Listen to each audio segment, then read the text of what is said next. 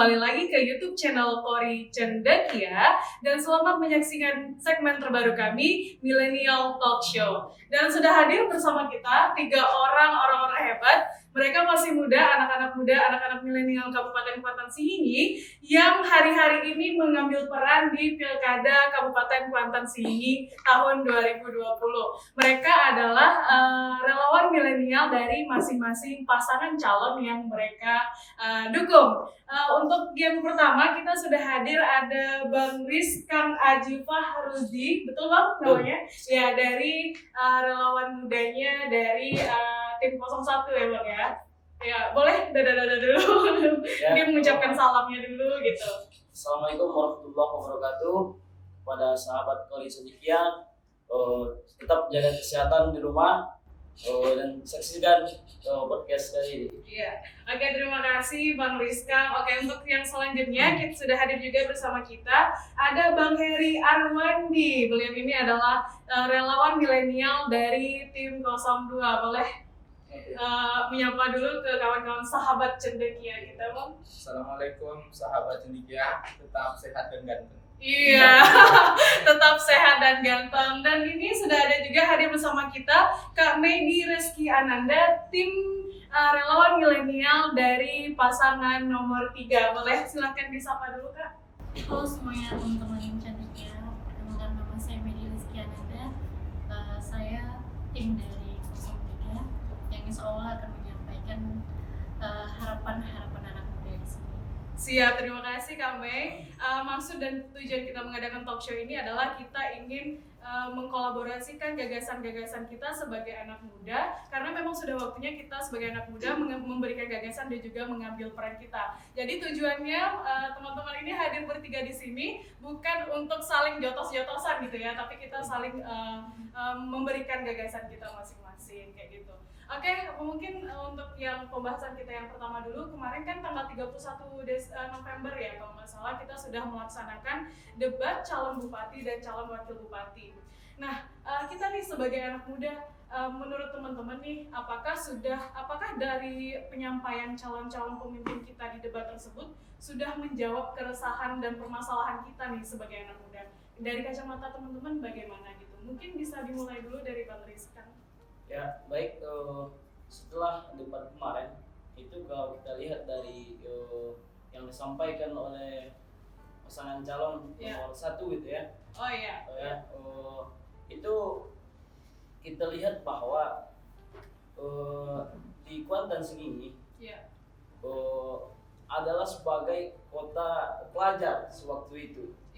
Kota pelajar sewaktu itu mencetak para guru dan guru-guru yang ada di Indragiri Hulu, Indragiri Hilir itu banyak berasal dari Kabupaten Kuantan Singingi.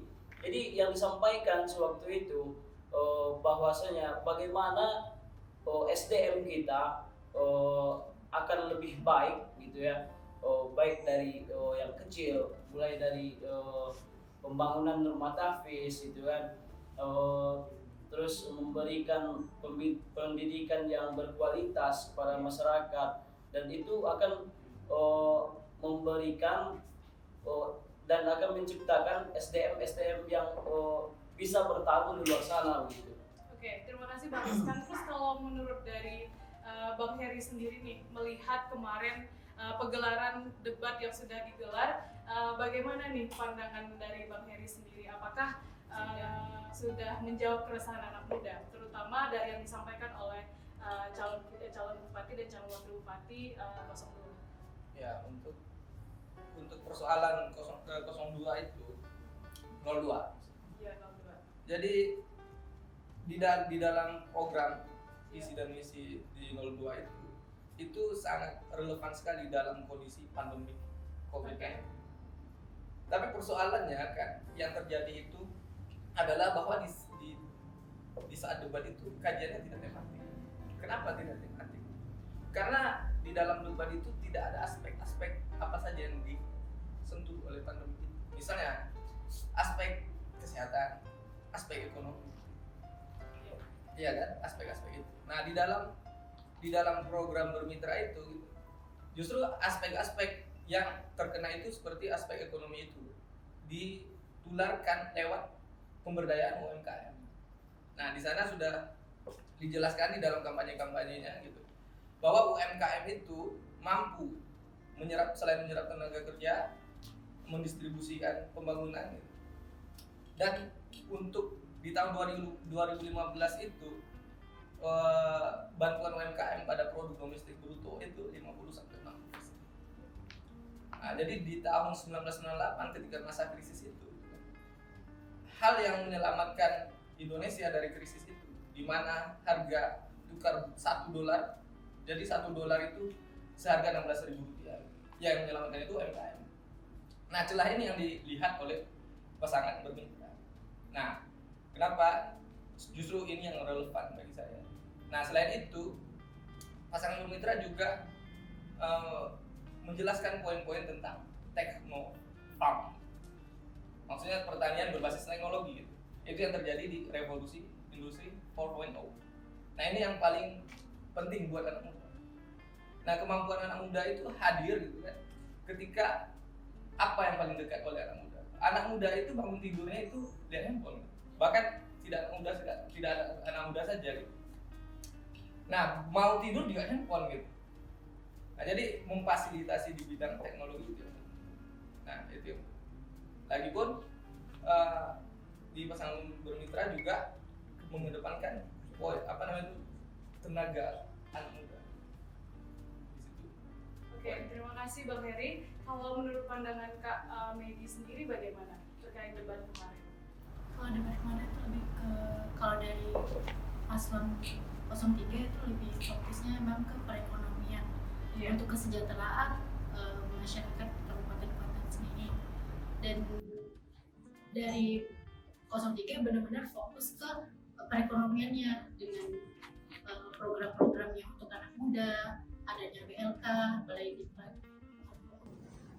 teman-teman semua yang punya kemampuan atau skill di bidangnya. Oke, terima kasih Kak Mei.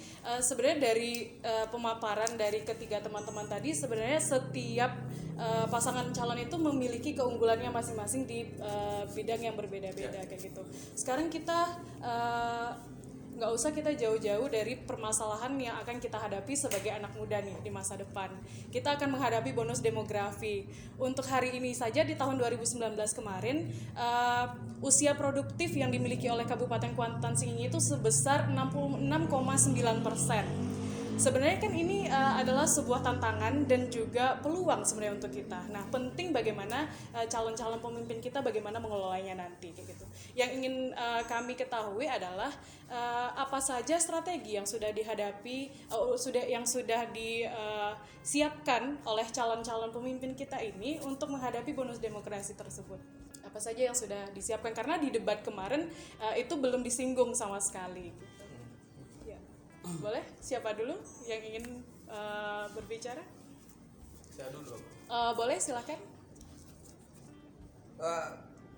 Seperti yang saya katakan tadi, spirit anak muda itu hadir kan ketika kan banyak anak muda yang jualan. Iya, betul. Nah, kita kan tahu jumlah sarjana yang pergi pulang ke kampung halaman itu setiap tahunnya. Nah, makanya kenapa UMKM dijadikan salah satu solusi? Karena daya serapan ketenaga kerjaannya. Di lain hal, peningkatan di bidang kepariwisataan juga memberi peluang kepada anak muda. Karena anak muda sangat dekat dengan teknologi, terutama dalam dunia visual, fotografi dan segala macamnya. Nah, ini memberi peluang bagi anak muda untuk berkarya. Ya, banyak hal kan. Karena satu event pariwisata itu dapat membonceng banyak hal di dalam. Nah, ini peluang utama bagi anak muda gitu. Selain itu di bidang pertanian gitu. Seperti yang saya bilang di awal tadi bahwa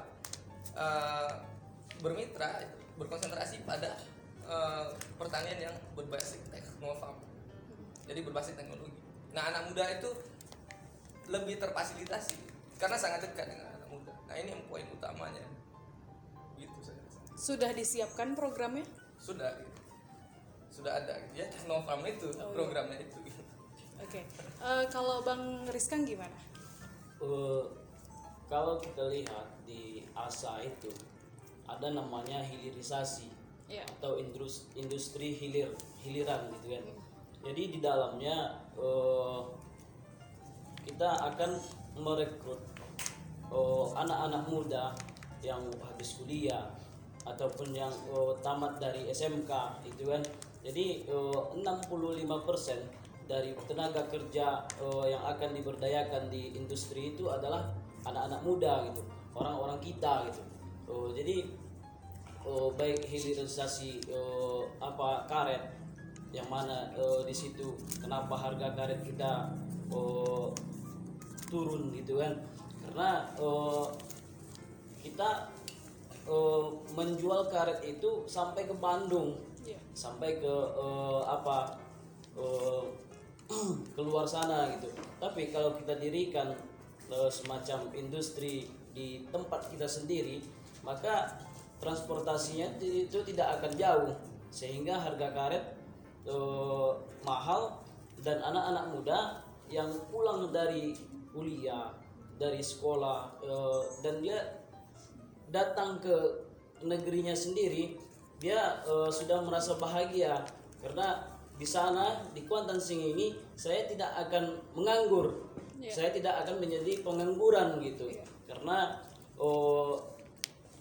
pemerintahan saya sudah menciptakan lapangan kerja untuk saya di sana gitu. Oke. Ini sebenarnya adalah program yang menarik kalau menurut kami. Tapi apakah di balik program ini, di balik rencana ini sebelumnya sudah ada kajian ilmiahnya, Bang? Karena ini apakah di dalam visi dan misi ini, apakah potensi ini benar-benar bisa dikembangkan di kabupaten kita? Ya, sebelum ini dijadikan sebagai visi dan misi, tentu ada kajian-kajian yang sudah dilakukan begitu.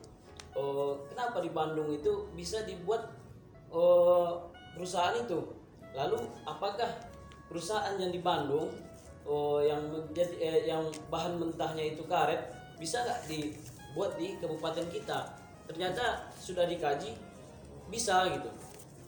Karena kita jual karet kita seharga 8.000 1 kilo, lalu kita membeli karet gelang di sini satu on saja 7.000, itu sudah terlihat bagaimana transportasinya ke sana. Tapi kalau kita dirikan di kabupaten kita, sehingga transportasinya tidak terlalu jauh dan harganya akan naik begitu. Oke. Kalau dari Kak Mei sendiri bagaimana? Kalau untuk kami dari tim 03 itu kami sudah punya organisasi, itu BMHK, Barisan Muda Halim Konferensi, yang nantinya akan dilegalitaskan akan menjadi Barisan Muda Harapan Kuansing.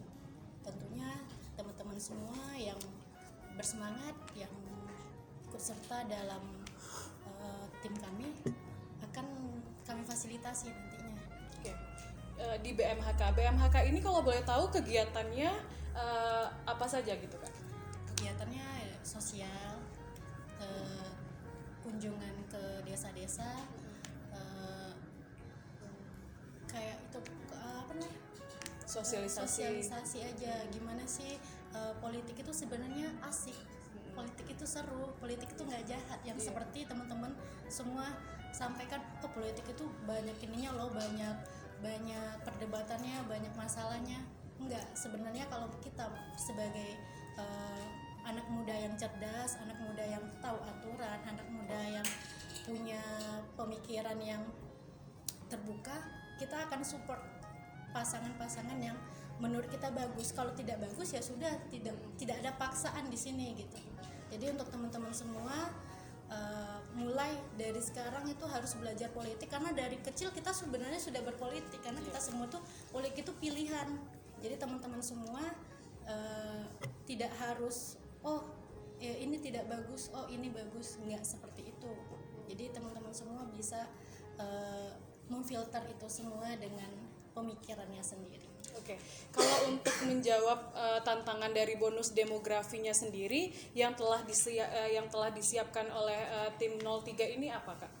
Untuk program-programnya. Iya, program-programnya. Itu BMHK itu menjadi organisasinya, dan di situ ada program-program untuk anak muda seperti beasiswa.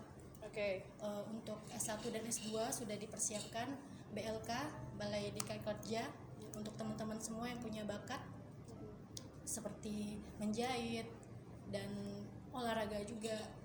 Semuanya difasilitasi asalkan kita mempunyai sumber daya manusia yang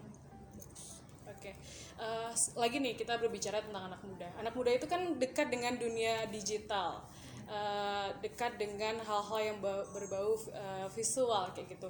Nah, dari teman-teman sendiri, bagaimana melihat pasangan calon yang teman-teman dukung untuk memajukan industri kreatif yang ada di kabupaten kita? Karena kedepannya anak-anak muda itu akan akrab sekali dengan industri kreatif kayak gitu.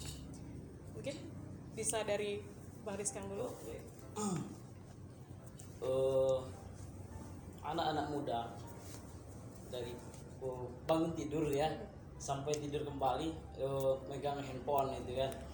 Jadi di PKS Muda itu, saya dari PKS Muda itu dari kepemudaan akan memberikan semacam pembelajaran ataupun semacam seminar bagaimana caranya anak muda ini kalau di teknologi itu diajarkan untuk IT itu kan, diajarkan untuk mengedit video, untuk mengedit foto gitu dan lain sebagainya, sehingga setelah dia diajarkan dan dia memiliki kemampuan untuk itu, maka silakan berkreasi masing-masing begitu. Banyak seperti channel ini sekarang itu kan berawal dari keinginan anak muda itu, bagaimana caranya channel ini bisa berkembang. Tentu harus memiliki ahli-ahli di bidangnya, ahli editing, ahli dan sebagainya begitu. Jadi itu akan difasilitasi oleh PKS Muda dan tim ASA itu sendiri begitu. Jadi jangan sampai anak-anak muda ini hanya menikmati saja, hanya sebagai tukang sorak saja. Ya, betul. Akan tetapi anak muda itu harus terjun langsung begitu. Walaupun hanya menjadi yang duduk di bangku cadangan, tapi sejarah akan mencatatnya. Akan tetapi sejarah tidak akan mencatat anak-anak muda yang tukang sorak saja begitu. Jadi sebagai anak muda akan diberikan pelatihan-pelatihan sehingga dia bisa berkreasi dan bisa menjawab tantangan dari kehidupan ini gitu. Dan itu sudah dipersiapkan program? Sudah dipersiapkan. Mungkin Bang Heri? Tadi pertanyaan tentang industri kreatif. Iya. Jadi begini gitu. Untuk melihat pembangunan di daerah itu kan melihat bagaimana orang-orang di nasional, geopolitik nasional itu bagaimana kan seperti itu. Nah, geopolitik nasional kita itu kan berkonsentrasi pada revolusi industri 4.0. Nah, pasangan bermitra itu juga mencoba melihat poin itu. Berarti gitu kan, kemampuan untuk menerjemahkan apa yang terjadi di nasional yang akan dibawa ke daerah itu yang paling penting. Artinya industri kreatif itu akan memberi peluang kepada banyak hal, terutama dalam bidang promosi daerah, peningkatan ekonomi, seperti Teknopam tadi gitu kan. Teknopam dan UMKM yang mungkin dalam teknis penjualan itu yang bersifat e-commerce yang bersifat elektronik. Jadi bagi anak muda yang kreatif itu yang memiliki karya-karya kreatifnya itu dapat menjual produk-produknya itu di e-commerce itu nanti. Nah, itu yang menjadi poin bagi pasangan bermitra. Jadi apa yang terjadi di nasional itu yang perlu kita lihat dulu. Nanti di nasionalnya tidak relevan dengan daerah itu bertolak belakang, ya bagaimana gitu kan untuk membangun daerah kita. Itu yang paling penting. Untuk Kak Mei sendiri, bagaimana pasangan calon 03 melihat peluang dari industri kreatif ini ke depannya? Dan apa yang sudah dipersiapkan strateginya? Yang dipersiapkan ya tentu kebutuhan dari yang dilihat dari kebutuhan anak-anak muda saat ini ya benar-benar itu teknologinya harus bagus dulu, IT-nya tuh harus bagus. Jadi mau nggak mau ya kita harus mempersiapkan, yaitu BLK tadi dipersiapkan di situ. Ada pembelajarannya, ada di situ tuh ada ilmunya, ada prakteknya, dan di 03 juga menyiapkan program-program yang untuk yang teman-teman yang mempunyai bakat di bidang seni juga dipersiapkan sekolah dan pelatihan lainnya. Oke, kalau untuk programnya sendiri itu apa Kak? Programnya sendiri itu seperti untuk yang olahraga dulu apa gimana? Yang untuk di bidang industri kreatifnya? Di bidang industri kreatifnya itu kita akan membuat seperti ini juga. Iya. Kami Nanti sudah saingan dong kita ya. Kami sudah membicarakan ini karena kan kami punya organisasi nih. Iya. Tapi kan kita bersaing ya. Iya. Udah ada rezekinya ya. Iya.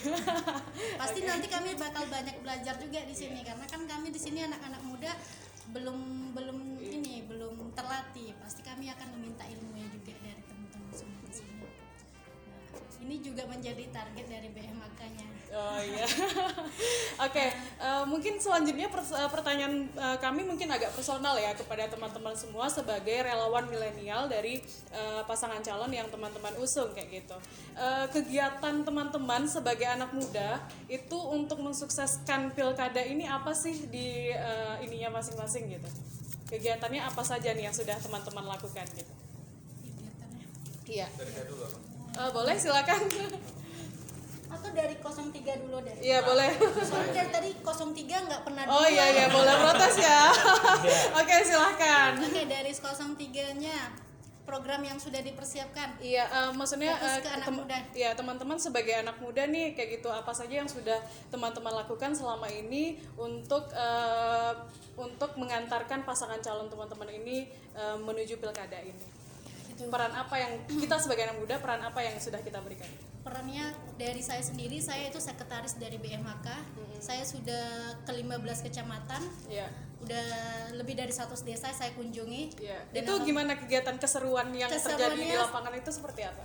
Keseruannya luar biasa sih menurut saya. Yang tadinya saya cuma di rumah aja. Iya. Karena pandemi emang benar-benar di rumah aja, tiba-tiba di pilkada itu saya benar-benar turun langsung, saya ngelihat oh ternyata begini ya. Iya. Banyak keseruan di sana, kita bisa ngelihat masyarakat benar-benar ekonomi di Kabupaten Kuantan Sengingi nggak seperti yang kita lihat di sini. Begitu banyak ibu-ibu yang sudah tua tinggal sendiri. Iya.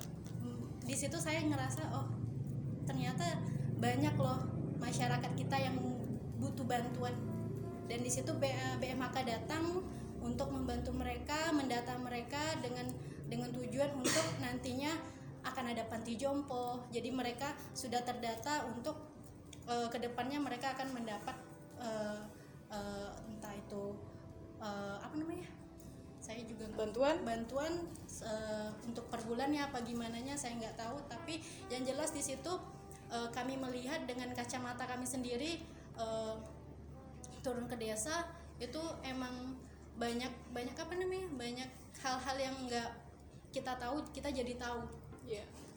Jadi di situ BMHK turun dengan tujuannya emang benar-benar ingin membantu masyarakat Kuantan Sengingi, karena anak muda yang lebih gesit ya, yang lebih pasti tujuannya tuh anak muda, karena mereka lebih bersemangat, lebih pikirannya lebih fresh untuk apa-apa aja yang program yang akan mereka usulkan ke paslon nantinya.